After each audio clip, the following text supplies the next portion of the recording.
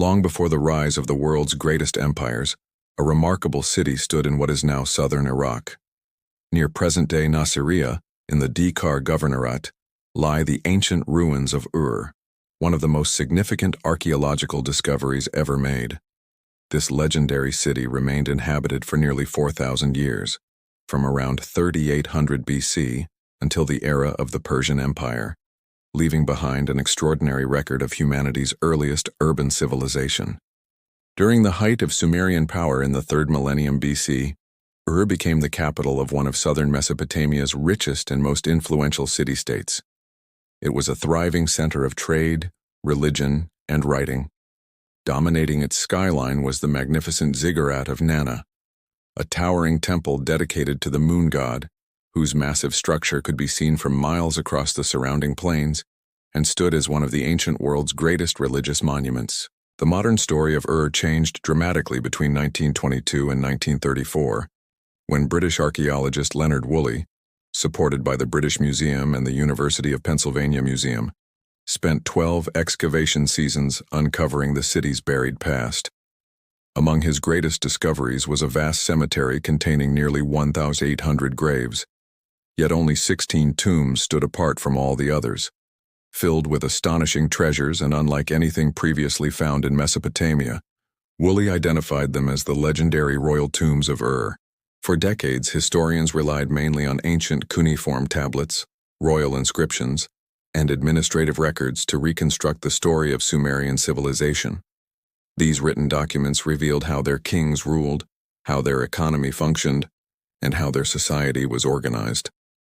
But they could not answer one of archaeology's biggest questions. Who were the people behind this civilization? Scientists searched for clues in ancient skeletons, studying bone structure, teeth, diet, and chemical traces preserved inside human remains. These methods revealed valuable details about health and lifestyle, but the true genetic origins of the Sumerians remained one of archaeology's greatest unsolved mysteries. That mystery is finally beginning to unravel. Over the past few years, an international team of researchers from institutions including the Max Planck Institute for Evolutionary Anthropology, the University of Pennsylvania Museum, Harvard's Reich Lab, and several leading paleogenetics centers has successfully recovered ancient DNA from Mesopotamian skeletons, including individuals buried in Ur's famous royal cemetery. Their groundbreaking findings have appeared in some of the world's leading scientific journals, including Cell Science and Nature. The emerging genetic evidence is transforming everything historians believed about the people who built the world's first cities. It is revealing previously unknown ancestral connections, challenging long-standing theories about the origins of the Sumerians, and providing answers that centuries of written records could never offer. At the center of this scientific revolution are the very bones excavated from Ur nearly a century ago. Preserved in museum collections for generations, they are now revealing secrets impossible to uncover during Woolley's lifetime. For the first time, the story of who the Sumerians truly were is being reconstructed not only from ancient texts, but directly from the DNA of the people who lived through the birth of civilization itself. To understand why the genetic findings from Ur matter, you first have to understand who the Sumerians were, and why their civilization remains one of the most consequential and least explained phenomena in all of human history. The Sumerians invented civilization. This is not an exaggeration, and it is not a Western-centric oversimplification. It is as close to a factual statement as archaeological consensus allows.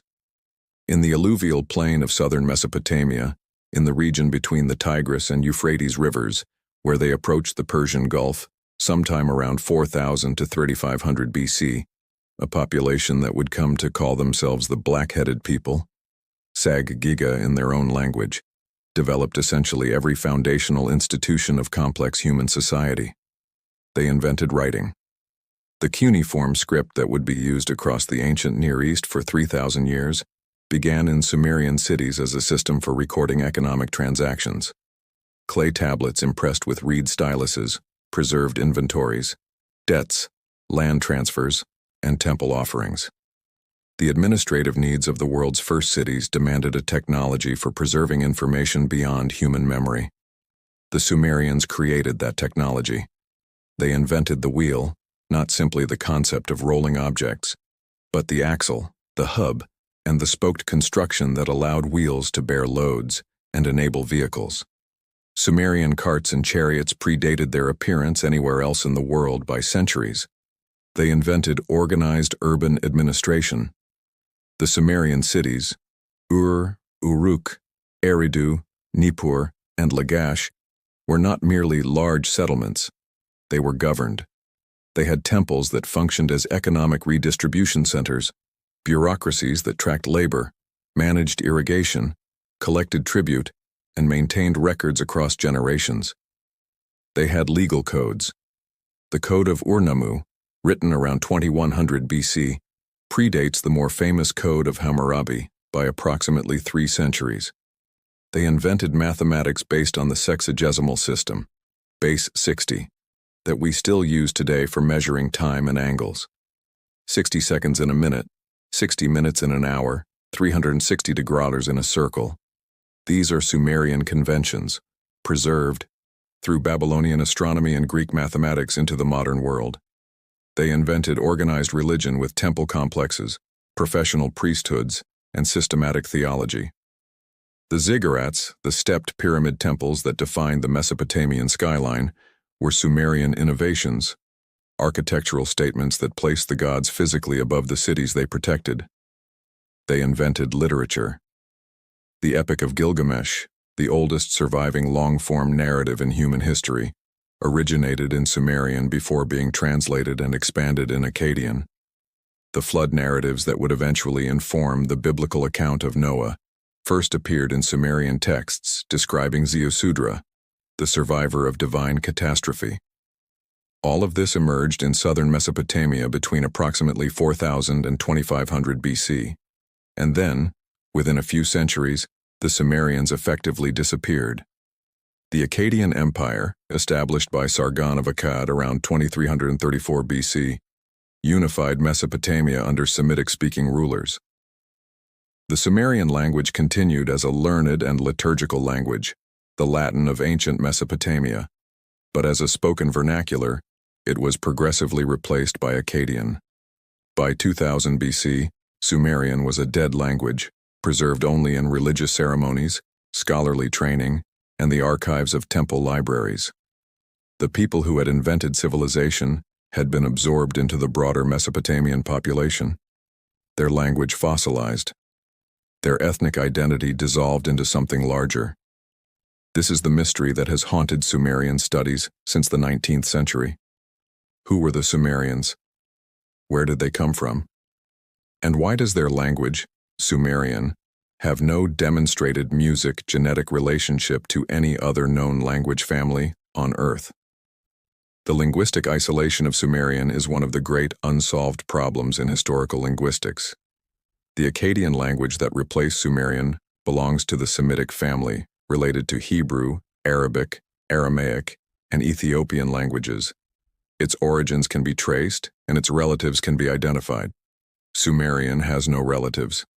It is what linguists call a language isolate, a language with no demonstrated connection to any other language, living or dead. Every attempt to connect Sumerian to other language families, to Dravidian languages of South Asia, to Uralic languages of northern Eurasia, to Caucasian languages of the mountain region between the Black and Caspian Seas, has failed to achieve scholarly consensus. The Sumerians spoke a language that appears to have had no cousins. This has led to speculation, some scholarly, some not, about Sumerian origins. Were they indigenous to southern Mesopotamia, descended from local hunter-gatherer populations who developed civilization in place? Were they migrants from elsewhere, from the Iranian plateau, from the Indus Valley, or from regions now submerged beneath the Persian Gulf? Were they something stranger still? A population whose origins lie in a history that has been erased? For over a century, these questions could only be addressed through indirect evidence, archaeological typology, comparative linguistics, and the interpretation of Sumerian texts that described their own origins in mythological rather than historical terms. Now, for the first time, DNA can speak. Leonard Woolley arrived at Ur in 1922. He was 42 years old, already an experienced excavator with work in Egypt, Nubia, and the Hittite territories behind him. The joint British Museum and University of Pennsylvania expedition he directed would continue for 12 consecutive seasons, making it one of the longest and most systematic excavations ever conducted at a Mesopotamian site. Woolley's primary target was the ziggurat, music the great step temple that dominated the ancient city's skyline. But in the process of clearing the ziggurat complex, his team discovered something else: a cemetery. The Royal Cemetery of Ur contained approximately 1,800 burials dating to the early dynastic period, roughly 2,600 to 2,450 BC. Most of the burials were ordinary, bodies wrapped in reed matting or placed in simple coffins, accompanied by modest grave goods appropriate to their station. 16 burials were different. These graves were constructed as stone chambers, sometimes multiple rooms, containing quantities of grave goods that staggered even experienced archaeologists. Gold vessels, silver jewelry, lapis lazuli imported from Afghanistan, thousands of miles to the east, carnelian from the Indus Valley, copper and bronze crafted with techniques that would not be matched in Europe for another millennium. The objects were extraordinary. The bodies were more extraordinary still. Several of the royal tombs contained not just the principal occupant, but dozens of additional bodies, servants, soldiers, musicians, attendants who had apparently been killed and buried alongside their masters. Woolley called them the death pits. In PG 789, he found approximately 63 bodies arranged in rows, many wearing elaborate headdresses and jewelry. In PG 1237, he found approximately 74 bodies. The attendants appear to have been killed at the time of the principal burial. Their bodies arranged in positions that suggested they had died where they were found. For decades, the assumption was that the attendants had been poisoned, that they had drunk some substance that allowed them to lie down peacefully and die without struggle. The arrangement of the bodies, the absence of obvious trauma, the apparent calm of the death scenes, all suggested a ritualized, perhaps even voluntary, mass sacrifice. Recent analysis has challenged this assumption. In 2009 and 2010, Janet Monge and colleagues at the University of Pennsylvania Museum conducted CT scanning of skulls from the Royal Cemetery. The results, published by Aubrey Bodsgard and colleagues in Antiquity in 2010, revealed something the original excavation had missed: blunt force trauma. The attendants had not been peacefully poisoned. They had been struck on the head, killed by blows to the skull that left fractures invisible to external examination, but clearly visible on CT imaging. The death pits were not scenes of willing sacrifice. They were scenes of execution. Dozens of people, possibly the entire household staff of the deceased royal, had been killed and buried with their masters. Their deaths accomplished by violence rather than poison. Their bodies arranged after death to create the appearance of peaceful repose. The civilization that invented writing, mathematics, and urban administration had also practiced human sacrifice on a scale that rivals anything documented in the ancient world. The bones from these burials have been in museum collections for nearly a century. The Penn Museum holds approximately half of the Ur finds, including skeletal remains from the Royal Cemetery. The British Museum holds the other half. Some material remained in Iraq, housed in the Iraq Museum in Baghdad, though a significant portion of that collection was looted during the chaos following the 2003 US-led invasion. For most of the past century, the skeletal remains were studied using the methods available at the time: cranial morphology, dental analysis, and stable isotope studies that could reveal diet and geographic origin based on chemical signatures in bone and tooth enamel. These methods provided useful data, but they could not answer the fundamental question: who were the Sumerians genetically? What populations did they descend from? How did they relate to the other peoples of the ancient Near East? The ancient DNA revolution changed everything. Beginning in 2010 and the years that followed, advances in DNA extraction and sequencing technology made it possible to recover genetic material from skeletal remains that were thousands of years old. The petrous bone, the dense bone of the inner ear, proved to be an exceptional reservoir for ancient DNA, preserving genetic material that had degraded elsewhere in the skeleton. The Max Planck Institute for Evolutionary Anthropology in Leipzig, under the leadership of researchers including Johannes Krause and Svante Pääbo, became one of the world's leading centers for ancient DNA research. Pääbo's work sequencing the Neanderthal genome won him the 2022 Nobel Prize in Physiology or Medicine. The Harvard Reich Lab, led music by David Reich, became another major center, producing comprehensive studies of ancient population genetics across Europe, Asia, and eventually the Near East. The techniques developed by these laboratories made it possible to ask questions about ancient populations that had been unanswerable for generations. Where did people come from? How did populations mix? What ancestry components combined to create the populations documented in the archaeological record? Southern Mesopotamia was one of the last major regions to be systematically sampled. The reasons were partly political. Iraq's security situation made fieldwork music difficult for decades. They were also partly preservational.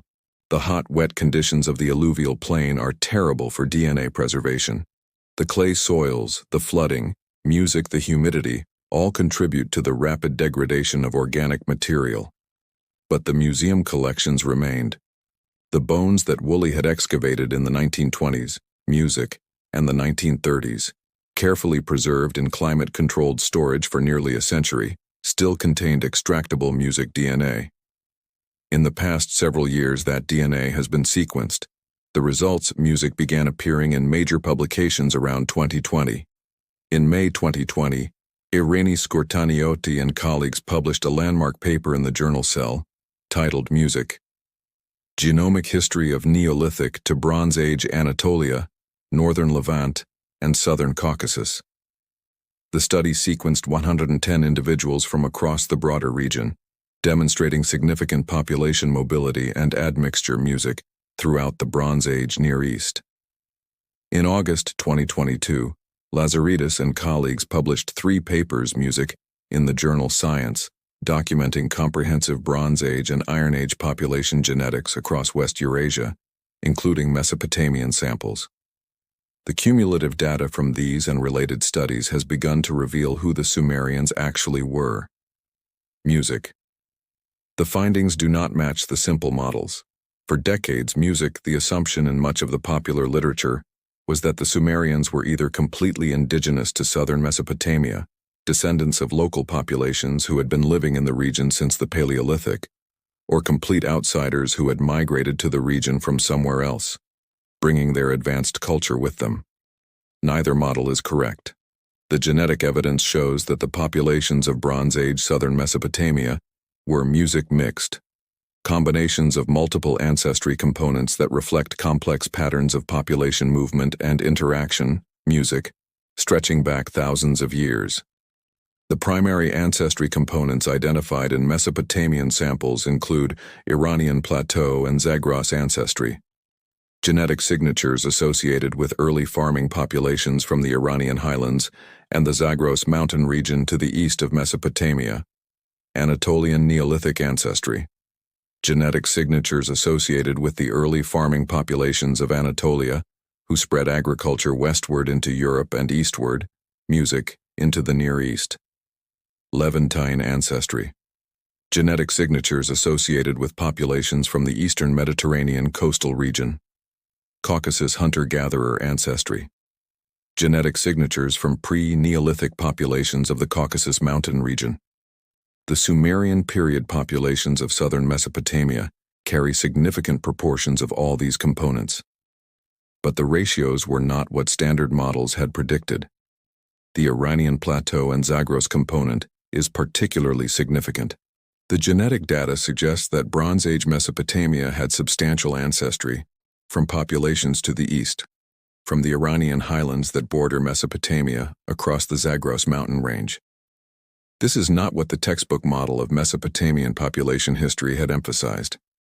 The traditional narrative focused on the Fertile Crescent, the arc of territory stretching from the Levant through northern Mesopotamia, where agriculture was first developed around 10,000 BC. The assumption was that the populations who developed agriculture in this region expanded to fill the broader Near East, with southern Mesopotamia being colonized by populations moving south from the northern Fertile Crescent. The genetic data complicates this narrative. The Iranian component, the ancestry associated with populations from the plateau to the east, is present in Sumerian period samples at proportions that suggest Eastern contributions to the Mesopotamian population were more significant than the Fertile Crescent model had assumed. This does not prove that the Sumerians came from Iran. Population genetics does not work that way. The ancestry components identified in modern studies are statistical abstractions, mathematical constructs that represent the genetic signatures of ancient populations, not the migration routes of specific groups. But the data does suggest that the population of Bronze Age southern Mesopotamia had genetic connections to the east that the standard model had underweighted. The linguistic isolation of Sumerian suddenly looks different in this light. If the Sumerian-speaking population carried significant ancestry from the Iranian Plateau region, from territories that are now Iran, Afghanistan, and Central Asia, then the absence of Sumerian linguistic relatives in the known record might reflect the loss of related languages from a region that has been less systematically documented than the Fertile Crescent. Languages can go extinct. Entire language families can disappear, leaving no written record, no descendants, no evidence of their existence except the genetic signatures of the populations who once spoke them. The Sumerians may have spoken a language that once had relatives that were spoken in territories that did not develop writing, that did not preserve their languages in archives, that disappeared without textual trace. The genetic data cannot prove this, but it opens possibilities that the purely linguistic and archaeological evidence could not address. The Queen Music Puabi samples are among the most significant in the collection. Puabi, whose name is read from a cylinder seal found in her burial chamber, PG 800, was a Sumerian noblewoman who died around 2600 BC. Her burial contained some of the most spectacular grave goods ever recovered music from a Mesopotamian site, including the famous gold and lapis lazuli headdress now displayed at the Penn Music Museum. She was buried with attendants. Her death pit contained approximately 25 bodies, individuals who were killed to accompany her into the afterlife, their skulls bearing the blunt force trauma that CT scanning would reveal over 4,000 years later. Puabi's own remains have been studied extensively. Janet Monge and colleagues at Penn have analyzed her skeletal morphology, her dental condition, her apparent age at death. The CT scanning project that revealed the execution trauma in the attendant burials also examined Puabi herself. And now, DNA extraction has been attempted. The specific results from Puabi's own remains have not been fully published as of this writing. The petrous bone samples are challenging. The preservation conditions are difficult. Not every extraction succeeds, but other individuals from the Royal Cemetery have yielded usable DNA.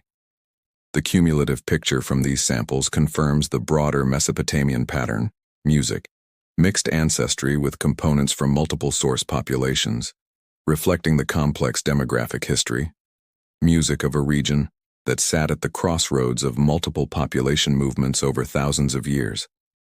The Sumerians were not a pure population. They were not unchanged descendants of a single ancestral group. Music. They were the product of mixing of populations that had come together over millennia in the fertile lands between the rivers, combining genetic ancestries from the mountains to the east, the plateau's music to the north, and the coastal regions to the west. This is what the ancestry models had missed. The simple narratives, music, indigenous or migrant, local or foreign, did not capture the complexity that the genetic data reveals. The Sumerians were both. They were local in the sense that their ancestry had been present music in the broader Near East for thousands of years. They were complex in the sense that their ancestry combined components from multiple regions, reflecting population movements and interactions that the textual and archaeological record could not fully document. The implications extend beyond academic population genetics. If the Sumerians carried significant Iranian plateau ancestry, then the networks of interaction that connected Bronze Age Mesopotamia extended further east than the standard model emphasized. One of the most extraordinary objects recovered from the royal cemetery was Queen Puabi's magnificent headdress, decorated with brilliant lapis lazuli. But this precious blue stone did not come from Mesopotamia.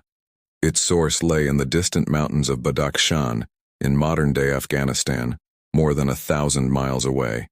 Reaching Ur required crossing deserts, mountains, and the vast Iranian plateau, proving that the Sumerians were connected to trade routes stretching across much of the ancient world.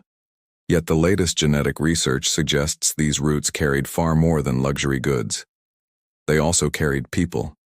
As merchants, travelers, and migrants moved between distant regions, they exchanged not only materials and ideas, but also their ancestry. Over generations, populations blended together, creating a society far more diverse than historians once believed. This changes how we understand the birth of civilization itself. The world's earliest cities were not built in isolation. Instead, they emerged from a network of interconnected cultures whose people interacted for centuries. Innovations such as writing, organized government, and the wheel were developed within a world already linked by trade, migration, and shared human experience. Ancient cuneiform tablets recorded taxes, trade, and royal decisions, preserving the written history of Sumer.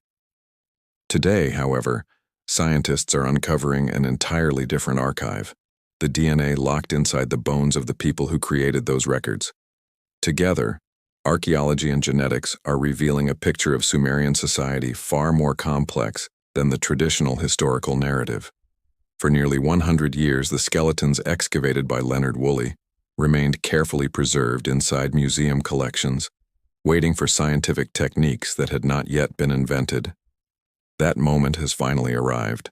Researchers are now extracting DNA from the dense petrous bone of the skull, one of the best places for preserving ancient genetic material. With every new analysis, the genetic map of Mesopotamia becomes clearer. For the first time, the identity of the Sumerians is being reconstructed directly from their own remains, not only from their monuments or inscriptions, but from the biological evidence they unknowingly left behind over 4,500 years ago. The results have surprised researchers. Instead of a single isolated population, the evidence points to a community shaped by multiple ancestral groups. Their genetic links extend much farther than previously believed, connecting Mesopotamia with regions across the Iranian plateau and beyond. The rise of Sumer was not the story of one isolated people. It was the outcome of centuries of migration, interaction, and cultural exchange. Although the Sumerians referred to themselves as the black-headed people and spoke a language unlike any other known language, their DNA tells a different story. Their ancestry reflects generations of mixing with neighboring populations, showing that cultural uniqueness did not mean genetic isolation. The royal cemetery itself remains one of archaeology's greatest discoveries. Among its nearly 1,800 graves, only 16 belonged to royalty. Many attendants buried beside the rulers appear to have been deliberately sacrificed and laid to rest alongside their masters. Their tombs contained breathtaking treasures of gold, silver, lapis lazuli, and finely crafted artifacts. But today, the greatest treasure may not be the objects they carried. It is the genetic information preserved within their bones. As scientists continue decoding that ancient DNA, long-held theories about Sumerian origins are being rewritten. Evidence now points to stronger Eastern connections and a far more diverse population than earlier generations of scholars imagined. The story of Sumer is no longer based solely on artifacts and ancient texts. It is now being reconstructed from the people themselves. After thousands of years of silence, the bones are beginning to tell their own story. Every new DNA sequence adds another piece to the puzzle, revealing that the founders of the world's first civilization lived in a society that was more connected, more diverse, and more influential than history had ever recognized. Only now are we beginning to discover who the Sumerians truly were.